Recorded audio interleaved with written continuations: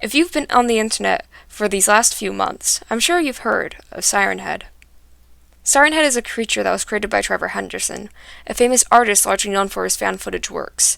The monster itself is a tall, lanky figure that rivals the trees in its height, and its head is that of a siren, its teeth lurking within the cones. It uses sound alerts preying to its clutches before it kills them, and is said to mimic anything from a storm siren to human voices. The heads vary, but the general concept stays the same. Of course, Siren Head isn't the only creature that Henderson has created, but this one is arguably the most famous. Many call it an SCP, despite it not being one, and instead being part of Henderson's little world of monsters. But it is widely known now as a creepypasta, a type of copypasta that is focused on horror and other scary stories. Siren Head has largely gained popularity due to TikTok, a widely used and known video sharing platform. But before that, images and art of Siren Head circulated through horror artists on Twitter. Games have been made on the creature, some of them with Henderson's permission, others not. This creature has gotten a foothold in the horror community as a whole. In my eyes, it's only a matter of time before a large studio makes a bad movie about it that's done way after the peak of Siren Head's popularity. As a fan of horror, I understand why Siren Head is so popular. It makes you double-check if that light post you saw was actually a light post, or if that tree in the forest was actually a tree. You hear distorted sirens and shivers are sent down your spine as dread crawls on your back like a sleep paralysis demon, whispering in your ear to turn around and check over your shoulder as you flee from the darkness in your home to the safety and light of your bedroom. Siren Head is a popular creepypasta now, and is famous for official and fan-made artwork of it photoshopped into everyday images. Strangely enough, but understandably, this has similarities to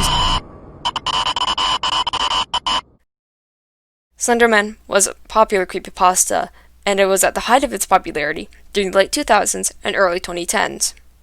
I remember my younger self being super into these kinds of stories, and it was my first real jumpstart into my love of the horror genre. I read these stories in middle school, but stopped around 8th grade as I had gained interest in other things. Of course, my love for horror was revitalized in high school, where I am currently in my senior year. But there's still a place in my heart that is fond of creepypastas. Slenderman is probably the most iconic one of all, and you can find the history of this being in this video. Originally a creature that was presented in found footage format and circulated across the internet widely. Some people were fooled into thinking it was real, mostly young children, but of course the Slenderman was just a fictitious character made to scare people. Something I noticed about Slenderman and Siren Head is that the two share heavy similarity, not in design, but in popularity. I do think Siren Head benefits from being described as a creature that hunts humans and shows no kindness to them, as we all know about the Slenderman stabbing, a horrific true story that I do not recommend to those with the faint of heart. Regardless of that, the two creatures share many similarities as well in how they appeal to people. These creatures are uncanny, otherworldly, and in reality shouldn't exist. Yet our dumb human brains see the photoshopped images of them as found footage and makes us think that these photos were real, that someone took them with a camera in their own two hands. From there, dread and paranoia grow like vines in ivy, and terror courage to shred slowly. I noticed my generation, Generation Z to be exact, are drawn to these kinds of horror. Slenderman, Five Nights at Freddy's, Trevor Henderson, and much more. Especially in the visual mediums of art, do we see these works of thriller, suspense, and dread become huge staples in the horror genre. Even the most horrific and violent horror movies will have at least one moment where the viewer is balled up in their chair and biting at their nails, wanting to look away, but their eyes glued to the screen as dread and fear overtake them, along with the character being focused on, anticipating a scare of some kind. My generation is still kids in the eyes of the rest of the world, as we are seen as childish, ignorant, and strange. So why, oh why, in the name of the devil, do we love horror to death? The answer is interpretive. Everyone can see it their own way, and that's okay. However, my personal answer to this is that horror is an expression of the problems in the world, and is sometimes used as a coping mechanism to face and escape these problems. We as humans desire to feel scared. And when we desire it, we always desire to feel that way for fun. It's why people ride roller coasters despite feeling like you're going to fly out of your seat. It's why we go to haunted houses knowing we're going to shit ourselves, but we do it anyways because of the thrill of survival. And for these images are monsters and creatures that we desire so much from online creators, we are filled with our survival instincts. The feeling something is always watching us from the shadows, or is waiting on us just around the corner. The feeling that we are being hunted. Everything normal becomes a threat to us sometimes. A simple bloody nose could mean Slenderman. Distorted sounds on speakers could mean Siren Head. And a suspiciously closed Chuck E. Cheese could mean a child murderer. Of course, these telltale signs of doom are just all in our heads. But as I mentioned earlier, horror is an escape for some, while for others it is an expression. In this light, The Art of Beksinski, Orwell's 1984, Bradbury's Fahrenheit 451, and Atwood's Handmaid's Tale are all horror. We begin to realize that the reality that we are surrounded by is horror. And for some, it feels like it simply drives us mad, while for others, they'd rather shut it away and scare themselves with what they know is fake. Both views are valid in my eyes, but we cannot deny the reality that we live in. Sometimes art is to cope, while other times it is to express. This is a fact of the art world that I, as an artist myself in many mediums, have come to learn. The horror of reality is expressed almost effortlessly through the internet, and with beings like Siren Head we are able to indulge our fears. Siren Head lures its prey in before killing it, and depending on how you look at it, this may be seen many different ways that my generation know and recognize. For those afraid of the government, the lures Siren Head uses can be interpreted as propaganda, and those lured in and killed are simply fueling the body and stomach of an oppressive government.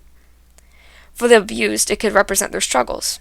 A person that they once thought was kind lures them in before destroying them completely, becoming a victim of the abuser's twisted games in mind. For anyone that society sees as a woman, it is the eternal fear of being whisked away in the night by people that you don't know, and having your fate at their hands, whatever that fate may be. And of course, it could just be a monster. A monster is simply what it is named, a creature with a siren for a head. A creature that lures in its prey and kills it, and exists in our wildest dreams and worst nightmares, and is not an allegory or an illusion or a metaphor for anything, as nothing needs a reason to exist. Art can exist for the sake of art, after all.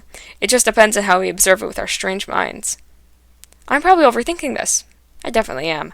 Monsters don't need deep meanings, nor does art, but in my eyes, a monster is what we make it out to be, and to us, even the smallest creature can be terrifying, or the largest adorable. But that's the art of the young mind, the art of those who have heard and know struggle. Art is what we make it, and to my generation, the art of Siren Head is an expression of our own horrors, standing on two legs, hand beckoning to us, its mouths whispering to us, and waiting to whisk us into the trees. Hi, if you're sticking around to the end of the video, thank you so much for watching. I really appreciate it. This is my first video essay. I plan on doing more of these, not just on horror or art, but on various other things that I enjoy. Big thanks to In Praise of Shadows and Jacob Geller for inspiring me to do videos like this, and I will be linking the Slenderman video I mentioned in the description, along with Trevor Henderson's Twitter.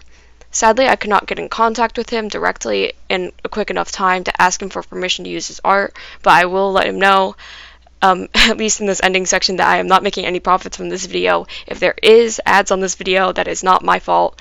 That's just YouTube being YouTube and running ads on the video. I am not making any money from this. I also want to say I make variety content. By that I mean I make whatever I want here. I just kind of have fun. And if you enjoy stuff like that, do feel free to subscribe. I'm not saying that you have to, of course. It's your choice. But if you want to, you can. Yeah. You can check out some of my other content if you actually want to get an idea of what I make.